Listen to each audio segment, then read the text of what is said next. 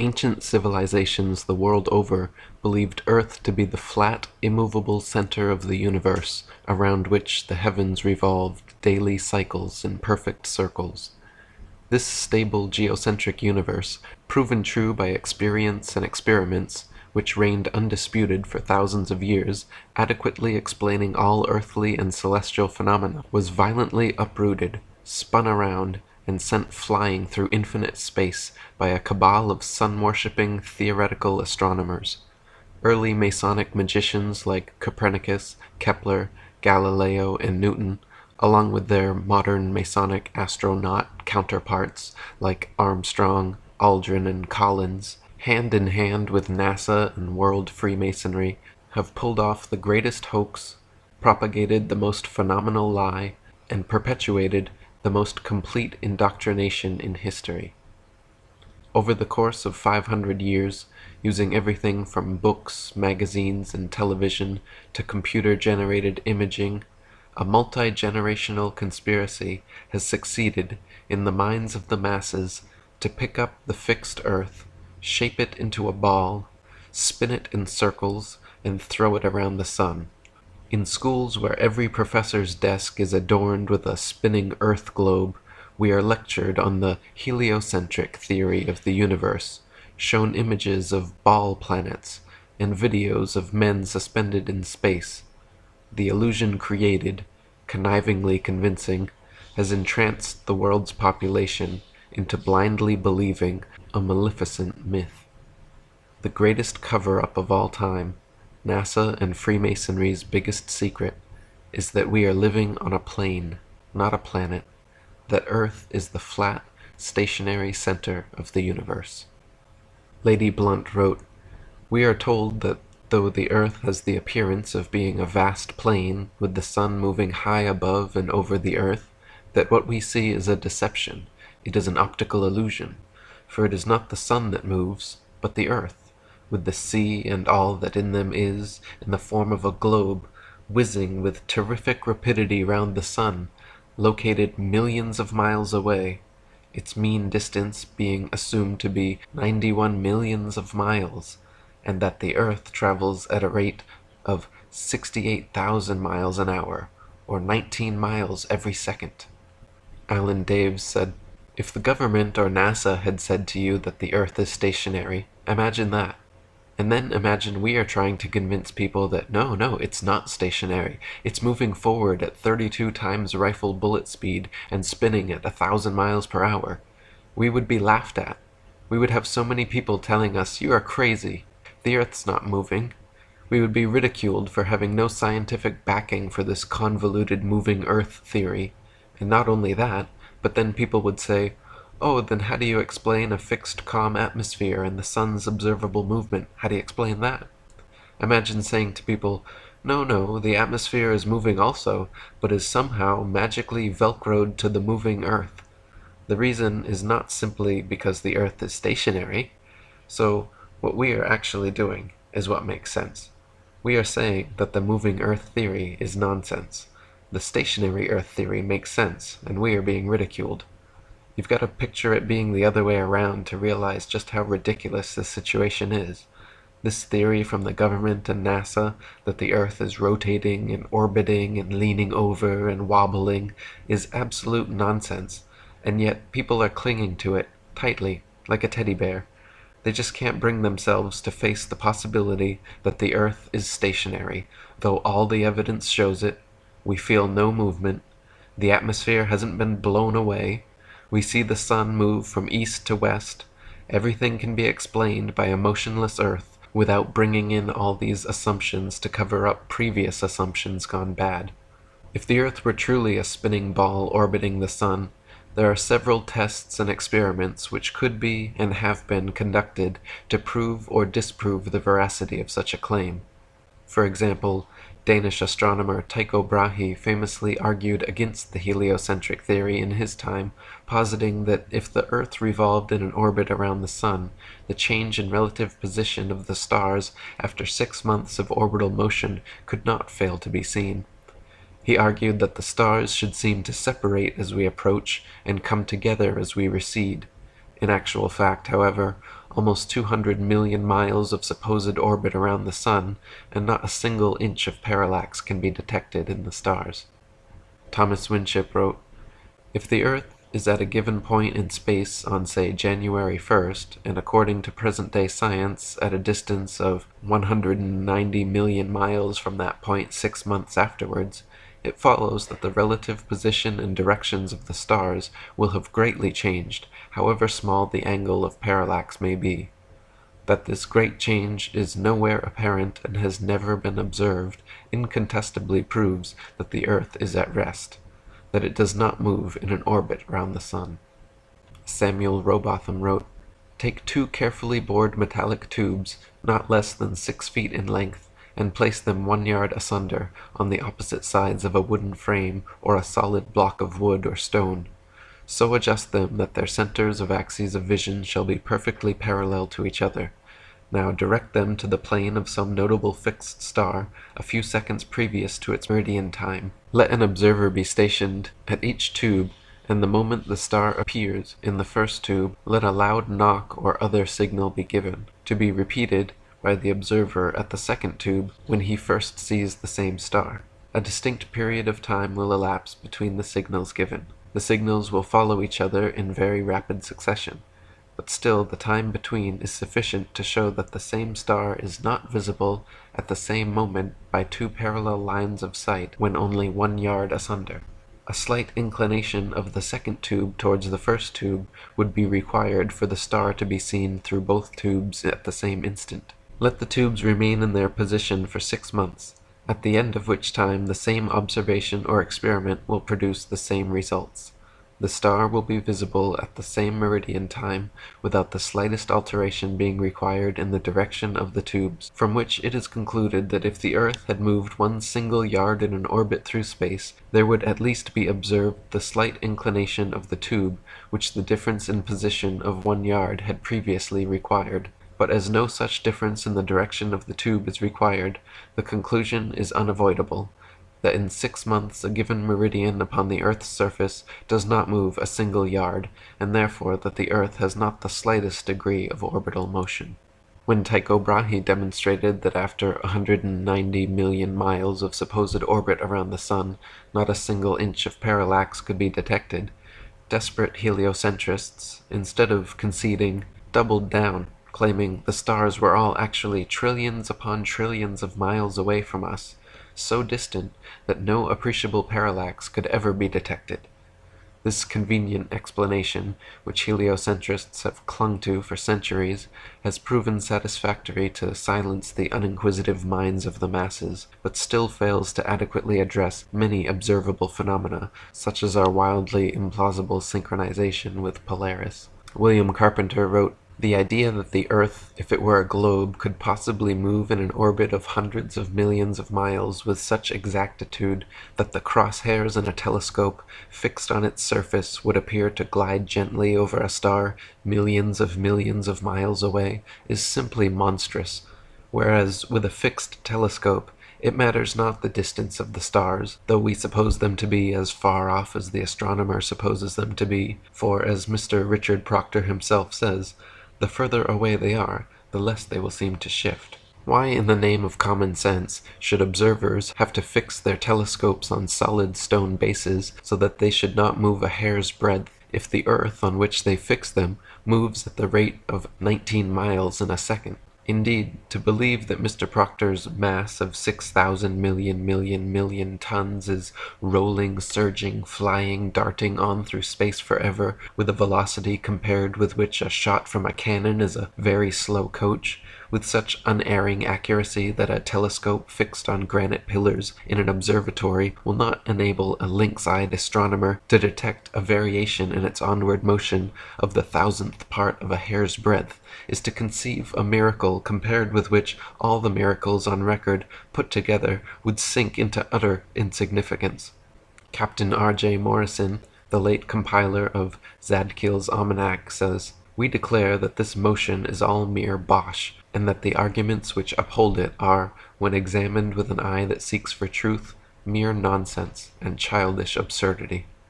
Another experiment repeatedly performed to disprove Earth's supposed rotation under our feet is firing cannonballs vertically and horizontally in all cardinal directions. If the Earth were truly spinning eastwards underneath us, as the heliocentric model suggests, then vertically fired cannonballs should fall significantly due west. In actual fact, though, whenever this has been tested, vertically fired cannonballs perfectly aimed with a plumb line, lit with a slow match, shoot upwards an average of 14 seconds ascending, 14 seconds descending, and fall back to the ground no more than 2 feet away from the cannon, sometimes directly back into the muzzle. If the Earth were actually spinning at the supposed rate of 600 to 700 miles per hour at the mid-latitudes of England and America, where the tests have been performed, the cannonballs should fall a full 8,400 feet, or over a mile and a half, behind the cannon. Again, at this point, instead of conceding, desperate heliocentrists triple down, claiming the reason cannonballs fall straight back is because the magical properties of gravity allow Earth to somehow drag the entire lower atmosphere in perfect synchronization with its axial spin, rendering even such breakneck speeds completely unnoticeable to the observer and unmeasurable by experimentation. This highly implausible, though clever and convenient explanation only holds for vertically fired cannons, however. If cannons are instead fired and measured in all cardinal directions, even the heliocentrist's atmospheric Velcro trump card becomes unplayable. North-south firing cannonballs establish a control, then east-firing cannonballs should fall significantly farther than all others, and west-firing cannonballs should fall significantly closer due to the supposed 1,000-mile-per-hour eastward rotation of the Earth. In actual fact, however, regardless of which direction cannons are fired, north, south, east, or west, the distance covered is always the same. Dr. Samuel Rowbotham wrote, "When sitting in a rapidly moving railway carriage, let a spring gun be fired forward, or in the direction in which the train is moving. Again let the same gun be fired, but in the opposite direction, and it will be found that the ball or other projectile will always go farther in the first case than in the latter. If a person leaps backward from a horse in full gallop, he cannot jump so great a distance as he can by jumping forward. Leaping from a moving sledge, coach, or other object backwards or forwards, the same results are experienced. Many other practical cases could be cited to show that any body projected from another body in motion does not exhibit the same behavior as it does when projected from a body at rest. Nor are the results the same when projected in the same direction as that in which the body moves, as when projected in the opposite direction, because, in the former case, the projected body receives its momentum from the projectile force plus that given to it by the moving body, and in the latter case, this momentum minus that of the moving body. Hence it would be found that if the Earth is moving rapidly from west to east, a cannon fired in due easterly direction would send a ball to a greater distance than it would if fired in a due westerly direction. But the most experienced artillerymen, many of whom have had great practice both at home and abroad, in almost every latitude, have declared that no difference whatsoever is observable, that in charging and pointing their guns, no difference in the working is ever required. Gunners in warships have noticed a considerable difference in the results of their firing from guns at the bow when sailing rapidly toward the object fired at, and when firing from guns placed at the stern while sailing away from the object, and in both cases the results are different to those observed when firing from a ship at perfect rest. These details of practical experience are utterly incompatible with the supposition of a revolving Earth." William Carpenter wrote, "It is in evidence that if a projectile be fired from a rapidly moving body in an opposite direction to that in which the body is going, it will fall short of the distance at which it would reach the ground if fired in the direction of motion. Now since the Earth is said to move at the rate of 19 miles in a second of time from east to west, it would make all the difference imaginable if the gun were fired in an opposite direction. But as, in practice, there is not the slightest difference whichever way the thing may be done, we have a forcible overthrow of all the fancies relative to the motion of the Earth." During the Crimean War, the subject of artillery fire in connection with the Earth's rotation became a hotly discussed topic among military men, scientists, philosophers, and statesmen. Around this time, on December 20th, 1857, British Prime Minister Lord Palmerston wrote to the Secretary of War, Lord Panmure, stating, "There is an investigation which it would be important, and at the same time easy to make, and that is, whether the rotation of the earth on its axis has any effect on the curve of a cannonball in its flight. One should suppose that it has, and that while the cannonball is flying in the air, impelled by the gunpowder, in a straight line from the cannon's mouth, the ball would not follow the rotation of the earth in the same manner which it would if lying at rest on the earth's surface. If this be so, a ball fired in the meridional direction, that is to say, due south or due north, ought to deviate to the west of the object at which it was aimed, because during the time of flight that object will have gone to the east somewhat faster than the cannonball will have done. The trial might be easily made in any place in which a free circle of a mile or more radius could be obtained, and a cannon placed in the center of that circle, and fired alternately north, south, east, and west, with equal charges, would afford the means of ascertaining whether each shot flew the same distance or not. Several such experiments have since been performed and shown that projectiles fired in various directions on Earth's surface always cover comparable distances with no appreciable difference whatsoever. These results are entirely against the theory of a rotating, revolving world, and serve as direct empirical evidence for the stationary Earth. More evidence, similar to the cannonball experiment, is found in helicopters and airplanes. If the Earth were spinning several hundred miles per hour beneath our feet, helicopter pilots and hot air balloonists should be able to simply ascend straight up, hover, and wait for their lateral destinations to reach them. Since such a thing has never happened in the history of aeronautics, however, haughty heliocentrists must once again rely on Newton's magical atmospheric Velcro, claiming the lower atmosphere, up to an undetermined height, somewhere above the reach of helicopters, hot air balloons, and anything not built by NASA, is pulled perfectly along with the rotating Earth, rendering such experiments moot. Granting heliocentrists their atmospheric glue supposition helps them dismiss the results of vertically fired cannonball experiments, but does not and cannot help them explain away the results of horizontal cardinally fired cannonballs. Similarly, granting them their magic Velcro helps dismiss the results of hovering helicopter and hot air balloon experiments, but does not and cannot explain away the results of airplanes flying in cardinal directions.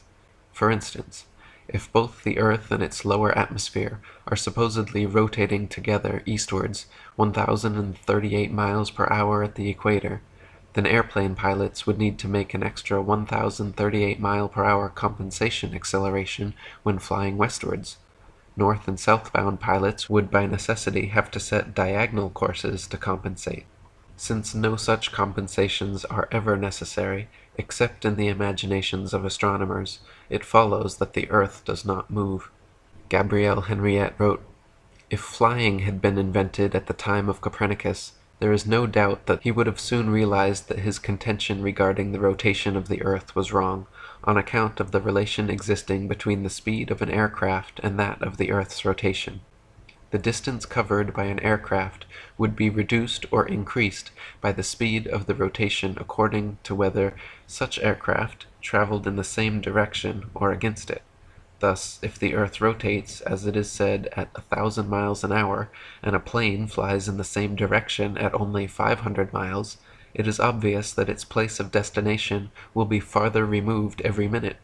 On the other hand, if flying took place in the direction opposite to that of the rotation, a distance of 1,500 miles would be covered in 1 hour, instead of 500, since the speed of the rotation is to be added to that of the plane.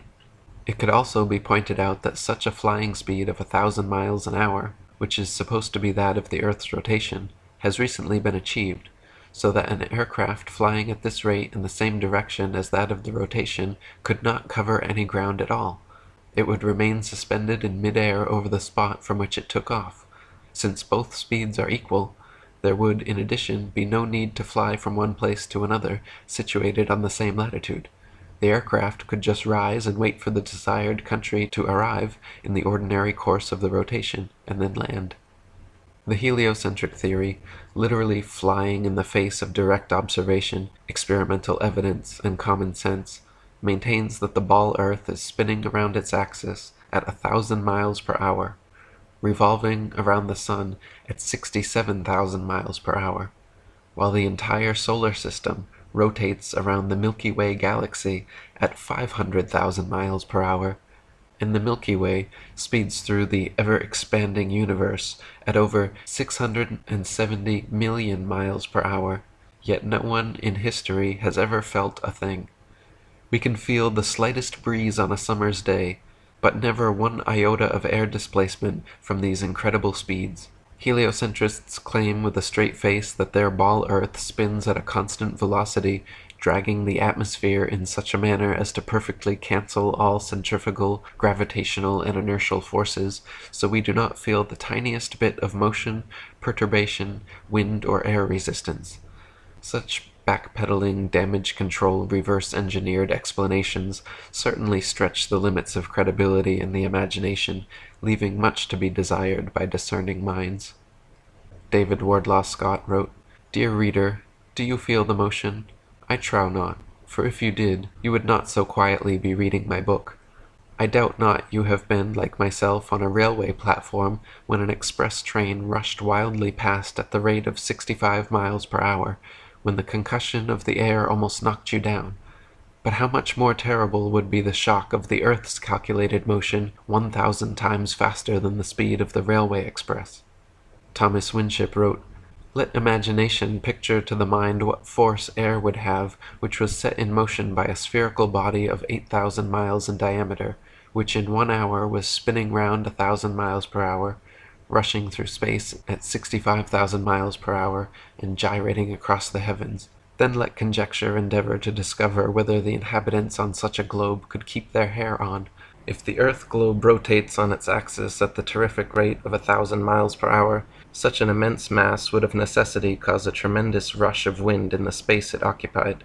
The wind would go all one way, and anything like clouds which got within the sphere of influence of the rotating sphere would have to go the same way. The fact that the earth is at rest is proved by kite flying.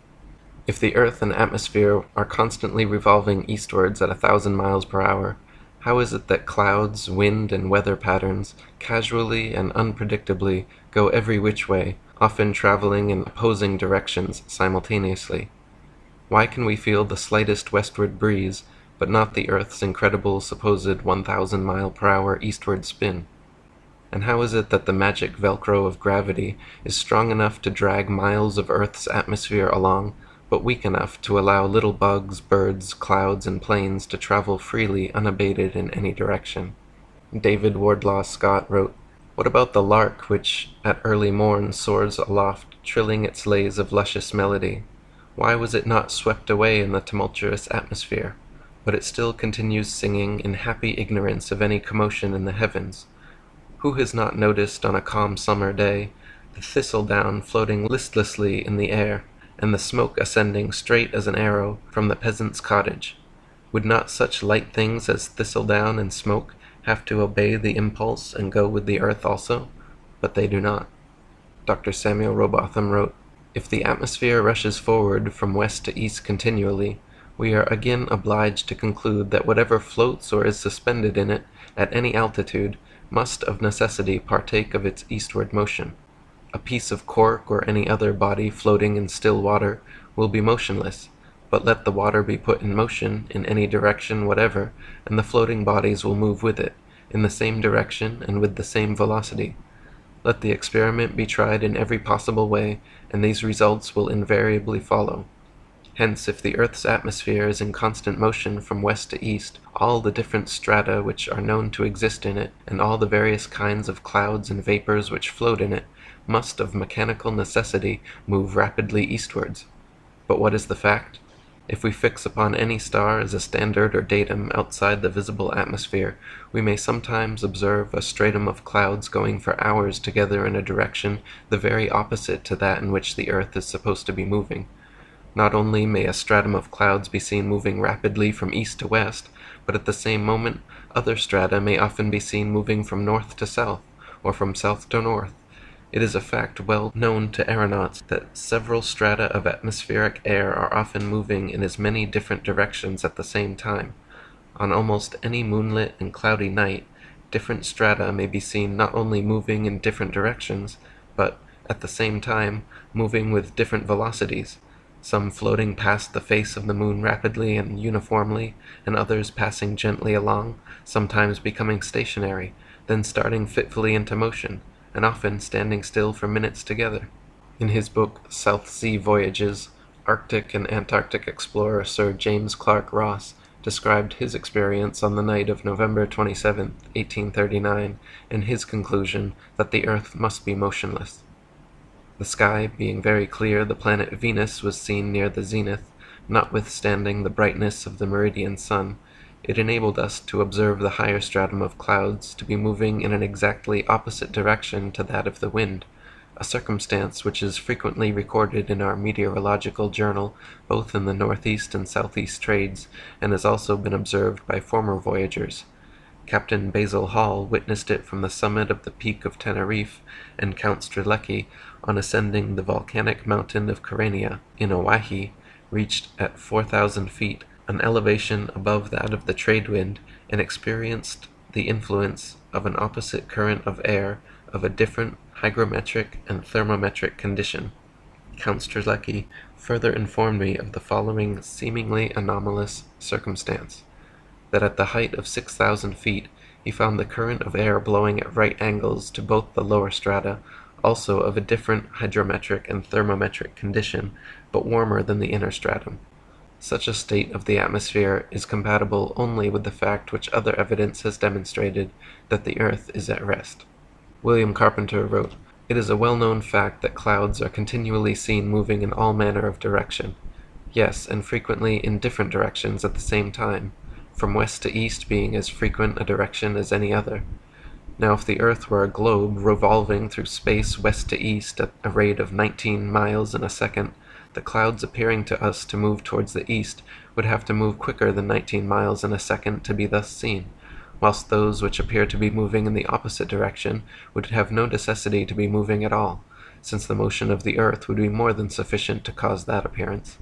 But it only takes a little common sense to show us that it is the clouds that move, just as they appear to do, and that therefore the earth is motionless." Heliocentrists believe the world beneath their feet is spinning at a mind-numbing 1,038 miles per hour at the equator, while perfectly pulling the entire atmosphere along for the ride. Meanwhile, at the mid-latitudes of USA and Europe, they believe the world and atmosphere spin around 900 to 700 miles per hour, decreasing gradually all the way down to 0 miles per hour at the North and South Poles, where the stagnant atmosphere apparently never moves, completely escaping the grips of gravity's magic Velcro. This means, at all latitudes, every inch of the way, the atmosphere manages to perfectly coincide with the supposed speed of the earth, compensating from 0 miles per hour at the poles all the way up to 1,038 miles per hour at the equator, and every speed in between. These are all lofty assumptions heliocentrists make without any experimental evidence to back them up. Marshall Hall said, "In short, the sun, moon, and stars are actually doing precisely what everyone throughout all history has seen them do. We do not believe what our eyes tell us because we have been taught a counterfeit system which demands that we believe what has never been confirmed by observation and experiment. That counterfeit system demands that the earth rotate on an axis every 24 hours at a speed of over 1,000 miles per hour at the equator.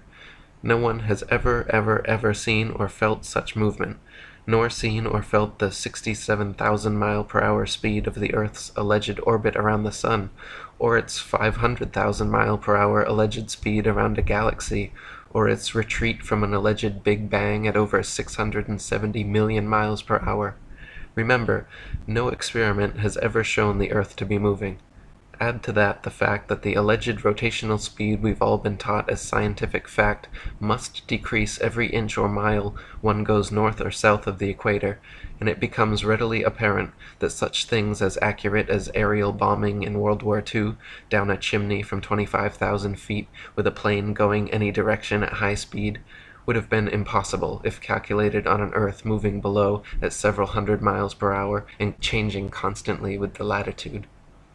Before heliocentric indoctrination, any child will look up to the sky and notice that the sun, moon, and stars all revolve around a stationary earth. All evidence from our perspective clearly demonstrates that we are fixed, and the heavenly bodies circle around us. We feel the earth as motionless, and observe the sun, moon, stars, and planets to be moving entities. To suspend this common-sense geocentric perspective and assume that it is actually the earth rotating beneath us daily while revolving around the sun yearly is quite a theoretical leap to take without any empirical evidence to land on.